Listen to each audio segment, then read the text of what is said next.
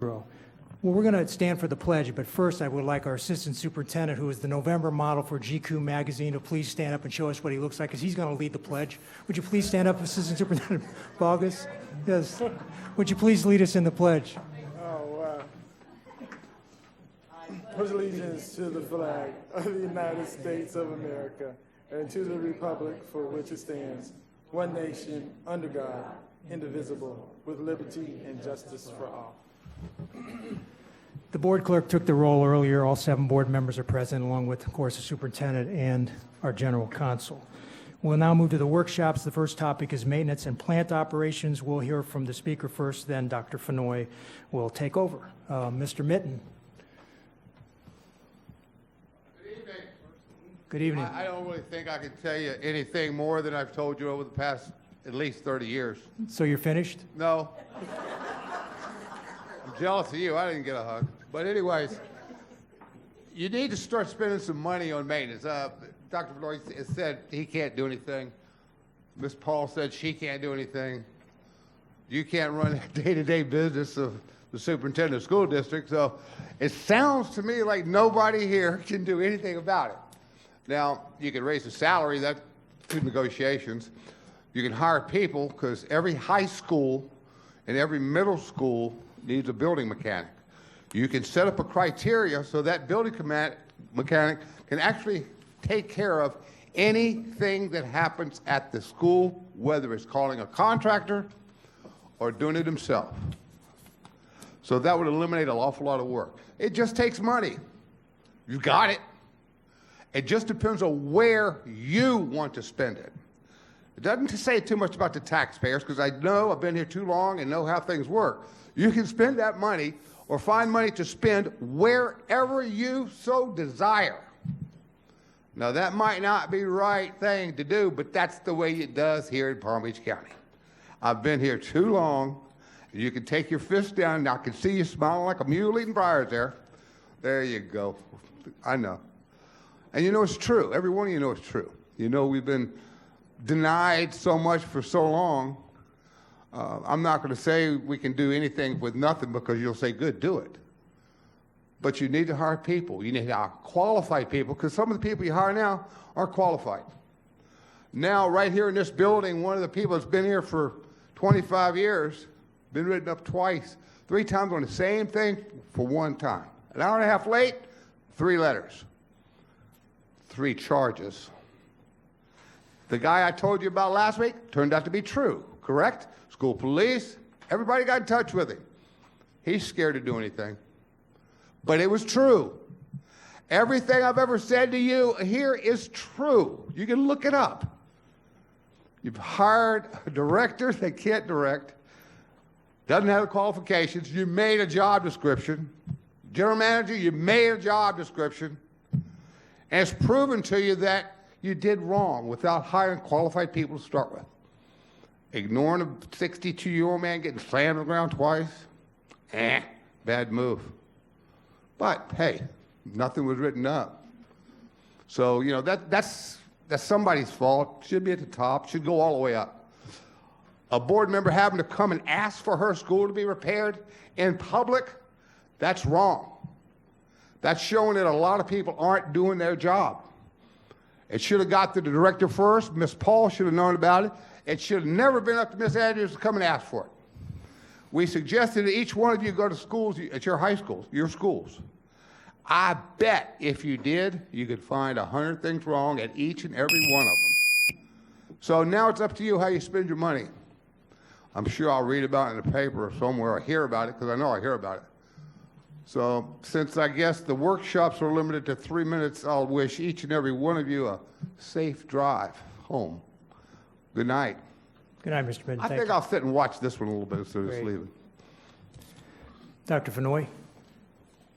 Yes, at this time I'd like to invite to our microphones Ms. Wanda Paula, Chief Operations Officer, Ms. Stacy Marshall, our MPO Director, to do a workshop that has been requested by the board in reference to maintenance and plant operations. Ms. Paul.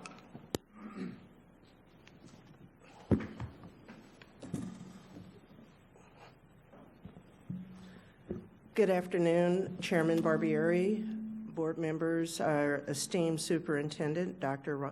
Donald Fenoy. I am here along with our Director of Maintenance and Operations, Plant Operations, Stacy Marshall, to present a board workshop on maintenance. And I want to thank Ms. Andrews for asking for this workshop. And it just kind of gives you an opportunity to see what our world is like. We tend to live in our world quite a bit, and we tend to talk the language, but a lot of people really doesn't understand that. So we wanted to make sure that we're able to articulate our world to you. So without further ado, I'll turn it over to Stacy. Good afternoon, board members, and Dr. Fenoy when he returns. Thank you for allowing me the opportunity to talk to you about the maintenance department. My name is Stacy Marshall. I'm the Director of Maintenance. Maintenance supports the district strategic plan with high-performance culture. We provide school environments conducive to learning. We focus on improving operational effectiveness and efficiency, and we provide responsive customer service. What we do as a summary, building operations is our day-to-day work orders, deferred maintenance or penny sales tax projects, health department regulatory compliance issues and inspections, custodial oversight. We support the school's custodial programs, utilities management. We are responsible for energy savings and utility bills district-wide, and hurricane disaster prep and recovery. Maintenance plays a big part in our restoration. Our building operations, maintenance is responsible for maintaining 29.6 million square feet at 187 schools and 23 ancillaries. We do this with roughly 350 staff members. If you took a building and you turned it upside down and shook it, everything left inside that building, with the exception of IT, is a maintenance responsibility. We have a $57.9 million budget, and we completed almost 98,000 work orders last year. We manage this work by our zone teams. We have 12 geographically stationed teams that rotate through a specific set of schools approximately every 3 weeks. We also have fire alarm intercom generator, which is our fire life safety crew, and HVAC, which are essentially dispatched to these schools, and they work in conjunction with the zone teams. There's just not enough staff to put on every single zone team. Grounds is also centrally located. Our grounds team take care of the athletic fields at the high schools, the clay fields, pest control, and tree trimming. They also manage the landscape vendor district-wide for all the cuts throughout the district. We do CSIR work orders, which is the comprehensive safety inspection reports, which I'm sure you're all familiar with, and minor projects, which we manage several smaller projects for schools. Deferred maintenance. Maintenance assists with the FCA, which is the facility condition assessment or the penny sales tax work. Our teams assist construction by installing play courts, high school tracks, fencing, custodial equipment, playground equipment, intercom head-end units, and any piece of equipment that prematurely fails where they're not currently in the FCA. So if an air handler fails and they're another year out, we use those funds to take care of that work now. A big issue that this district had prior to receiving the deferred maintenance money was the indoor air quality concerns in our concretables. Maintenance is taking on all of the HVAC replacements, roofing, re-roof, and a BEMP, which is a building envelope maintenance, where we're sealing all the cracks and painting all the concretables district-wide. Health department regulations. The health department is allowed to regulate the district per SREF, which is the state requirements for educational facilities. This is the same code that governs our CSIRs, so these are given just a high priority as CSIRs. The health department performs general inspections on schools. They do kitchen inspections and do culinary inspections as well. And in addition to those, they are now allowed to inspect our pre-K and aftercare programs differently. These are much more stringent inspections, so we work closely with early childhood education and extended learning to make sure we get these taken care of for them right away. We also work with risk management for annual playground safety inspections and Lutheran services for Head Start. Custodial oversight. We support school custodial programs. We have 7 coordinators and 3 trainers that assist managing 1,300 custodians district-wide. We've just received the approval to advertise for a new general manager position over custodial to help improve this effort. All of our coordinators have recently obtained their ISSA master certifications, which is a national certification, so we are all training and supporting schools with the same set of qualifications. So we are taking the next steps to take the ISSA training to the head custodian level. And starting this fiscal year, we changed the way we did business. In the past, our coordinators would go do an inspection and leave a paper report for the principal. We now do monthly inspections that are emailed to the principal and the head custodian and me. And in the past, we used to go unsatisfactory, satisfactory. We've changed it to a letter grade, so it's A through D. So any 2 C and Ds in a row would trigger a retraining, which our trainers would go out, retrain, do documentation, provide that to the principal and the area superintendent. Finally, we were able to obtain funding this year to get custodians uniforms district-wide. They're about 97% distributed to the schools, and this has been well received by the custodian staff. Utilities management. We have in our energy management system, which is EMS. I'm sure you guys have all heard us speak of EMS. It's about 98% of our schools. So our staff members come in the morning and they screen all the schools, scan them all for problems, and call in work orders as needed.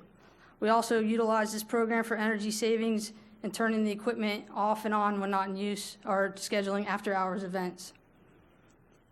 In addition to EMS, we have a program now, it's called School Dude Utilities.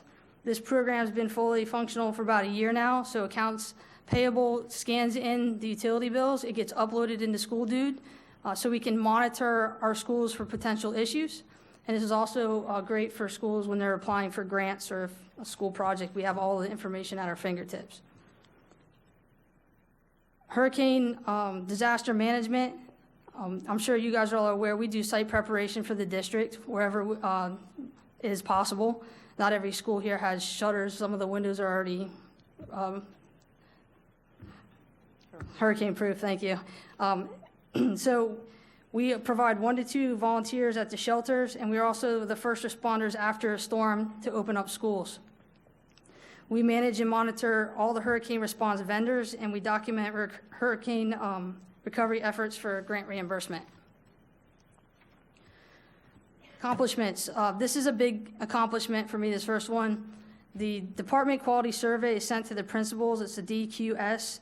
In 2016, maintenance was graded at the letter F. In the last 2 years as I've been a director, we've been a B, but last year our percentage in B went up. We were 3% away from being an A. I credit this success to better communications with the schools. We follow up after every zone team visit with an email to the principal of what we accomplished at that school. We attend the Principal Leadership Academy meetings, and we actually go out and make several site visits to the schools throughout the year. Another big accomplishment for our department is we've replaced 166 new chillers and 3 cooling towers since July of 2018, and we currently have another 46 in progress. The district has 349 chillers district-wide, so 50% of these are new, and it's important to understand that the chillers come with a 10-year parts and labor warranty. Another big accomplishment for us is 24 projects under $250,000, which is minor projects. This is typically a function that's been under construction, but construction is doing FCA, so we work with construction to do these smaller projects. They still permit and engineer the project, and then they pass it off to us to manage. They include marquees, scoreboards, artificial turf, gates, etc. CSIR violations. This year we managed to complete all CSIR violations by the required due dates, and we were able to complete all maintenance serious citations within 2 weeks of the final report being sent to the state. So once it gets to the cutoff, we missed it by 13, but we had those completed within 2 weeks after. And finally, successful school openings. There's an extraordinary effort by my staff to ensure that all the buildings are cool on the first day of school, and we're proactive to any issues that may arise. Staffing challenge. We have 179 staff members that are eligible for retirement in the next 4 years. We are competing with Martin County School District, Broward County School District, Miami School District. They've all passed referendums, and we're sharing our penny sales tax with Palm Beach County. Unemployment is at an all-time low at 3%. It dips down to 2% into the trades, and we've been unable to fill vacant positions. We currently have 35 plus or minus rolling at any given time. This is not a unique situation to us. A lot of employers are faced with these challenges. Potential solutions, I'm sure you guys are all aware of our STEP program, which is a student teen employment program.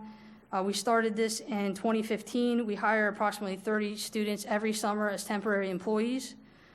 This year we had the 6 schools that participated, and they do minor carpentry, electrical, painting. However, this year we added, these schools are picked by choice, by the way. They all have construction programs at their facilities. This year we got Wellington High School, Fire Academy. This was well received by their staff and students, giving them the opportunity to learn how fire panels and fire sprinkler systems work. We've hired 14 of these students to date as full-time employees, and 11 of them still are currently working with us. And here's some pictures of our students that have become permanent employees. Yes.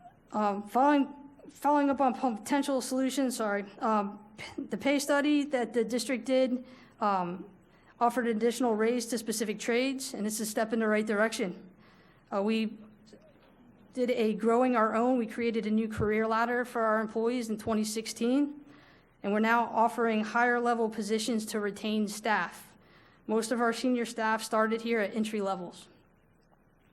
We continue to supplement our workforce with vendors as our budget allows, and we've worked with purchasing to get a temporary agency on board with us. They've been trying to fill 34 positions for us since June of 2019, and they've gotten 15 to date. So it just goes to show that these challenges are real, trying to find people.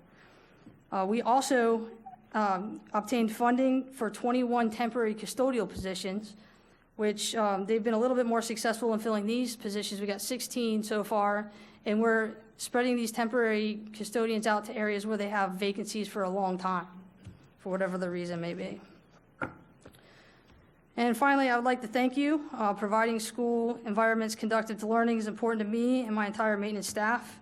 I want to thank all the board members in the community for your continued support. And in the future, if you'd like more detailed presentations, we'd be happy to put them together for you. Mrs. Whitfield. Thank you. Excuse me. First, I wanted to say that I have heard absolutely nothing but compliments about you, Ms. Marshall, and your work that you've done. So I just wanted to congratulate you on all the work that's been done since you've been here. I know you have really done so much for maintenance and just for this department in general. So I want to thank you for that. I had a question. Since we have Mr. Mitten here, and he comes all the time, I'm curious as to the difference. If we've created any kind of a study or any kind of a document that shows the difference between kind of where we would be if we were really fully functional and ideal situation and where we are now, if we can understand kind of the costs and sort of what we're missing. Is there anything that we could do to understand that? Maybe, I think it's like a bunch of things combined together. Right. Over the last decade or so, we've lost, I think, 240 positions and roughly around $25 million out of our budget. We're still able to get the work done, but this is why we're in this deferred maintenance crunch right now, is because we weren't getting it done well enough. I don't know if that specifically answers your question, but if I have some time to work on it, I might be able to do a better job. Yeah, maybe if we could get some sort of a document that would show to us kind of, because I mean, I think we all know, like every time I walk through the school bus depots, I'm concerned about, the age of the workers and our diesel mechanics. I worry about, the people who are doing all these technical jobs, and luckily we still have them, but I feel like we're not paying them a lot, we're not paying them enough. So what would it take to get us to a place where we were really somewhat competitive? And what the level of need really is. So at this time, we're working with our Human Resources Department, Dr. LaCava and his team, and so they have done previous salary studies along this same line, and we will continue to work with them. They're also helping us with the recruiting effort, making sure that we're visible out there. But the reality is that the skilled labor force is a very competitive market to get them to come here. And when you're dealing with millennials too, they'll go for the 50 cent or the dollar or the $5 more. So it is something we're seeing across the country. It's not just indicative to Palm Beach County. There's a lot of construction going on across the country, and so the market is, for jobs is very tight right now. Ms. Brew? Thank you, and I have two questions, so I will, if, with the chair's permission, do one at a time. First of all, thank you. You absolutely have one of the busiest departments, if not the busiest department, with all the deferred maintenance projects. And so my question is, what are our plans as we're going through the deferred maintenance and we're getting the buildings up to where they need to be? How are we not going to wind up where we were before we got the sales tax money? In other words, how are we maintaining the work that we're doing so that we don't wind up here again? So I have to agree with Mr. Mitten on this. In this respect, we need to make sure that we have funds available to do. I know, Gary. That's. I know. Catch your breath. It'll be okay. So we need to make sure that we put the emphasis on preventive maintenance. Oftentimes, and it happens again with large school districts, when you don't have the money in the budget to do the work, you end up deferring it and pushing it back. And so while you're pushing those items that you need to do, you're still accumulating time and more things that need to happen and more things that need to be fixed. So one of the things that we have to watch very carefully is, we have a whole bunch of work, obviously, with the 2016 sales tax referendum, but we really need to start focusing also on preventive maintenance, and that's doing your regular filter changes and all those kind of things to make sure that we don't, while we're fixing things, that we don't fall further behind. We change all the air filters, so we're good. Okay. And so my second question, and we all know this from our homes, when you have little things and you don't fix it, and then there's another little thing and another little thing, and then there's a lot of little things. One of the things that one of the suggestions I got from Mr. Mitten, which I think is of great value, is can we explore looking to have someone at each school that can do the little things that come up? Because, sort of like a building superintendent, because those little things that get ignored build up. So I think that was one of the questions that Dr. Robinson asked in her questions to us on this presentation. And so I've worked in both systems, and part of our response was, and again, I've only been here for a couple of years, but it's important that when you have a plant engineer or someone sitting at a high school, that they are directed by the director of maintenance and not the principal, because oftentimes what happens is that you get focused on other things that takes them away from their core work. And so, again, and it's a price tag associated with that. So, and it's a very expensive proposition around 26 high schools to do something like that. And I'm not obviously opposed to exploring that, but again, that typically what happens if you don't have that oversight of that building engineer in that school to make sure that there's a preventive maintenance schedule, to make sure that things are happening the way they need to happen for the building and not for the other additional duties as assigned.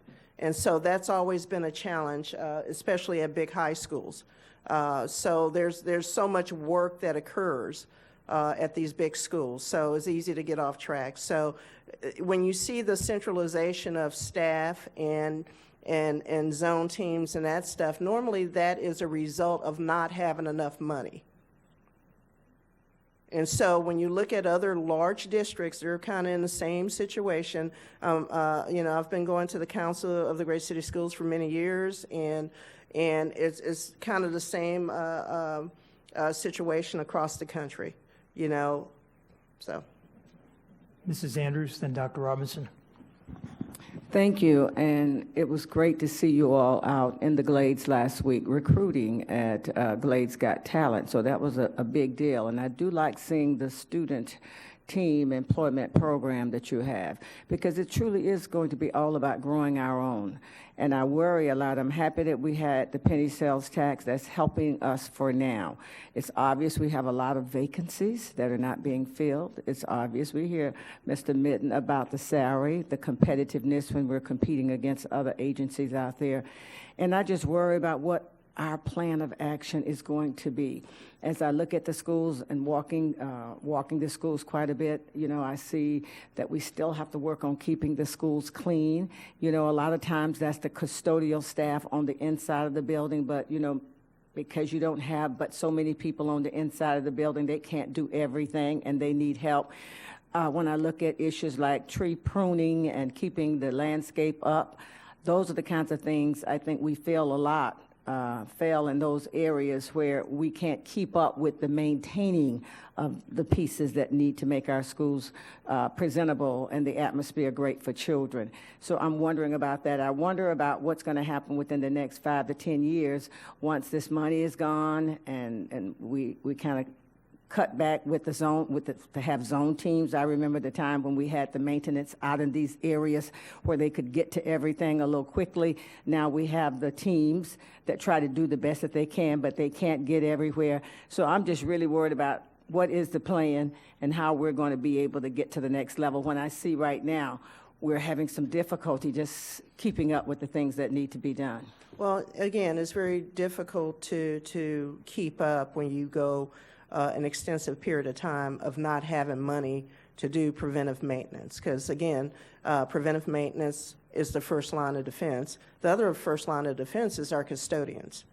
They are the ones that live in the building every single day. And so we have made a concerted effort to revamp the custodial program across the district to give them the tools to just keep the buildings clean.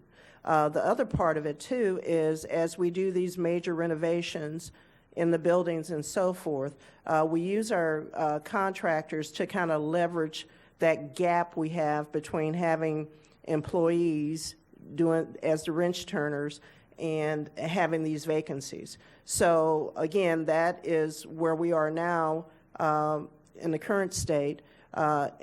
Future, you know, we have to heavily recruit people to replace the ones that are leaving. And the reality is that the ones that we replace them with will not have the historical knowledge that the folks that are exiting, so there is a gap there. So we'll be the first to admit that there are a lot of challenges going forward. But again, you know, the penny sales tax has helped us kind of keep pace, hopefully, for right now. And then, again, emphasis on preventive maintenance as we go forward is part of the key, too. Mr. Superintendent. I just want to remind the board, if you remember when we were going out for the referendum, one of the challenges was when the state reduced the millage rate from 2 to 1.5, that cost us to lose close to $800 million, I think, over that period, which was the reason why our deferred maintenance project stacked up. So it's a state issue and a local issue combined, and luckily for us, our local community helped us support that. But you're right, 10 years out, I think that's another conversation for the legislative platform moving forward around how do we get the money to maintain all this work we're now putting money in to renovate. And I just wanted to put that out for context of how we lost those deferred maintenance dollars. Mrs. Andrews.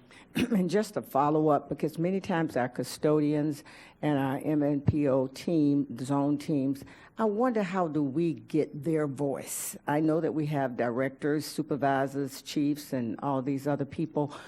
When do we actually listen to them? How often do we have those conversations with them? Many times they know exactly what we need to do. Maybe we feel we know when we sit at another table somewhere in this building or somewhere else. But how often do we get the input from them on how they can help us with the recruiting piece? I mean, the best recruiters is the recruiters that actually do the work. I mean, it's easy to send people from the district, but the best recruiters are the ones that actually do the work. And how often do we give them a chance to help you fix this? Because it's going to take a lot of voices and a lot of ideas. Do we have something in place for communications, dialogue, training, and support from the folks that actually do the job? Well, I agree with you. This is the largest school district in Palm Beach County, so almost everybody should know somebody who works here. And I agree 100%. We want to recruit people that we know. We talk to our staff. We have meetings with the lower end staff. I think that's been conveyed to them, but I will make sure that it is very clear. And part of it too is that we have generational employees here, so the fathers work for us, the son work for us, the daughter work for us. So we are the largest employer in Palm Beach County, and so again, it is a challenge. It's great work. It's for a great purpose. The reality is that sometimes for people feeding their families, it boils down to how much they get paid. And just the last thing, Mr. Bobbier, I do want to see us follow up because I was happy to see you all out in the Glades, a region that has a high unemployment rate. And there's so many things we can do to kind of pick up employees from out there with West Technical Education and North Tech. I mean, these are folks that's out there every night and their friends trying to get into the technical programs. We don't have room for a lot of folks because we have only so many slots. These people want to work. So I think a partnership with the North Tech as well as West Tech folks and how we can really get them kind of working together and working their communities, I think we can do it. We can kind of help grow our own. But it comes from communications and dialogue and being on the ground. Yes, ma'am. We're working with adult education right now. We have a new HR analyst working with us. We're doing the job fairs, such as the one that you mentioned. We're reaching out to veterans. We're working with communications for advertisements. There's a lot of things that we're trying to do right now. Dr. Robinson. Thank you. So I have a lot of things. I'm going to try to limit them. So the first thing is, Ms. Marshall, I want to congratulate you. So I know that you have received some criticism in going into this position. And I just want you to know that when you were going into that position and I essentially surveyed principals, each and every one that I spoke to spoke very highly of you. And said that you were very responsive in terms of meeting their needs and kind of Johnny on the spot, so to speak. So I'm actually glad that we gave you the opportunity to step up. I also want to just say, because you kind of triggered me, the lower end employees are the ones who hold us all up. Yes, ma'am. I came from one of those lower end employees, and I know that they are our backbone. So we're going to call them the lower paid employees for now while we work on making them higher paid employees. Okay, so let me move on. So I think I'm too stuck on, and that's why I sent that question in about the building mechanics. It seems to me that if we went back to the model of having the building mechanic at each middle school and high school, those less severe SCIRs would be addressed. That we would get ahead of that, and maybe a lot of the preventive maintenance would be addressed too. So I understand the response that kind of principals pulled them into doing other things, but I would like for us to revisit that model and just have them, instead of reporting to the principal, report to the MNPO person regionally. However, because you got a very complicated org chart, but I would like to revisit that model, because I think that people take ownership in the campus, and we could get things repaired before they fall apart. It takes a lot less energy and training to change the filter rather than repair the unit, right? So. Right. I was not in leadership when that model was in this district, and I know the model didn't work because it's not there anymore. We will also have a challenge with the staffing of all the hire employees to go there. Yeah, it's definitely something we can look at, again, especially for the high school, the comprehensive high schools, the bigger schools. But again, it's a definite cost associated with that, so, we can definitely look at that. So just to continue, so the response to my question about how much we spent on contract services went from 10.5 million to 13.9 million. So would you provide us with a breakout of that later, like how much of that was for HVAC repair or whatever, so we can kind of get a better idea of what's been going on? And somehow, I don't know, maybe I just don't understand, but it seems to me if we change the model that we might decrease that, but. We can look at the model. I don't know, and I don't know how it was entirely laid out. As I said, I wasn't in leadership at the time, but I do know it was pulled because it wasn't working at the time. But we can look at it. I don't know. Like I said, I'm open to try different things. Okay, and then, so the summer program, then I think it's already been stated, but I would suggest that we open to other schools. I know that you've been recruiting out of the construction academies, but we need to open to other schools. And well, starting with Riviera Beach Prep, which has the pre-apprenticeship program in the construction trades, but I don't see them on your list. No, we go to Choice. Choice picks the schools. There's actually a couple other schools that we try to get students from, but they just didn't apply. So there's probably like eight or nine schools that we reach out to, like Jupiter High School. They don't have Lake Worth High School. They didn't have any students apply this year. Okay, so, let's work on that. And I would ask that we specifically target Riviera Beach Prep, because they had the pre-apprenticeship program in the construction trades. You've got West Tech, so it's like West Tech's involved. Yeah, and so Riviera Beach Prep should be it's the same people, it's the same training. So then, so let me say, I appreciate your honesty. I asked the question, are all the trade specialists supervised by people in the same trade specialty? And the answer was no. And I appreciate brief, truthful responses. I figured you were going to ask me more questions about it. You know, seems like that doesn't happen enough. But I also think that is not ideal, right? So, I recall one time my supervisor was a dietitian. That really didn't work well, right? Because I was like, I don't need to know how many grams of carbs my patient needs, but anyway. So, and then my last question was, why don't we create a pre-apprenticeship program for high demands trades? And I'm looking at Mr. Barch, and he knows why.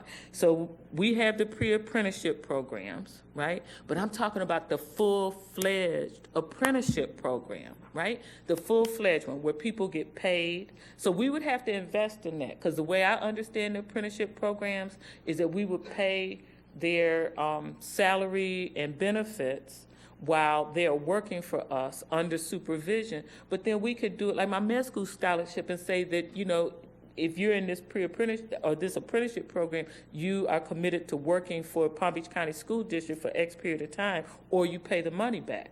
We've got to grow some people, and there's young people out there who are hungry to get skills. We just have to tap into them, and Mr. Barch is going to help you. Okay. Yes, he I'm is. going to be done now. Thank you. He doesn't want to talk. Go ahead. Thank you. Dr. Robinson's comments about the apprenticeship thing.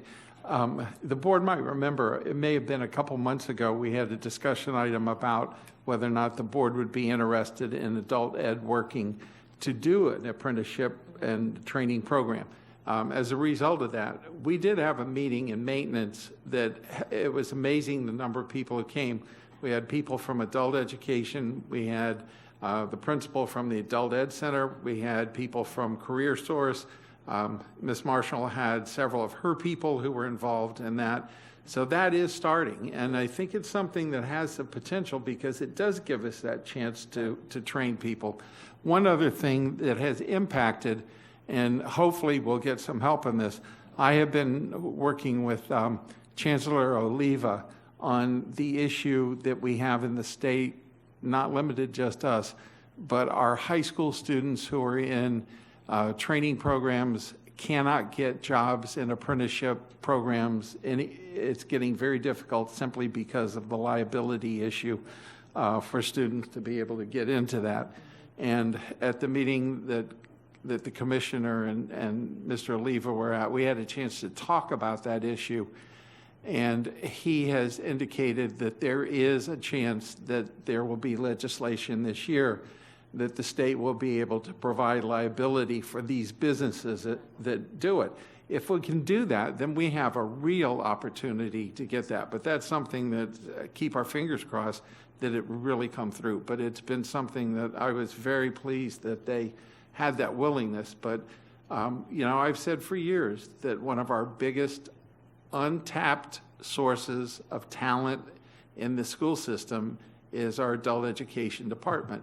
And this is an opportunity for us to be able to really work with adult ed to get some of these. So I'm glad that that is moving, and it does give us some opportunities. Mrs. Paul, so we have a head custodian on every campus, obviously, and there's been talk about having a school engineer. Is there any possibility that we could start converting the head custodian to the engineer and let them take the additional training? That's a way they can move up in the ladder and make more money, but now they're in charge of more than just the custodial services. It's a different, it can be, and most times it's a different skill set.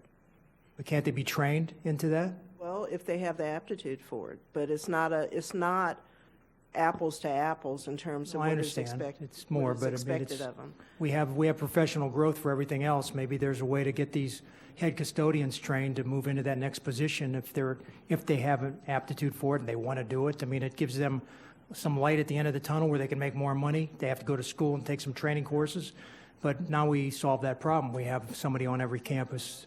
Well, it depends the level at which you want them to operate.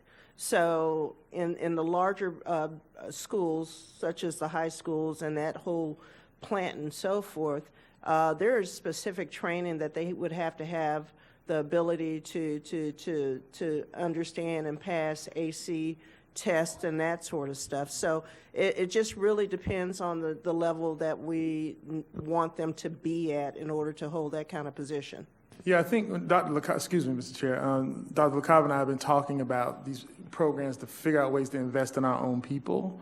I think, but there's an interesting part that I learned when I ran operations that whoever, whether it's mechanics in the bus depot or HVAC techs, if they don't pass certain certifications, it ultimately voids our warranties.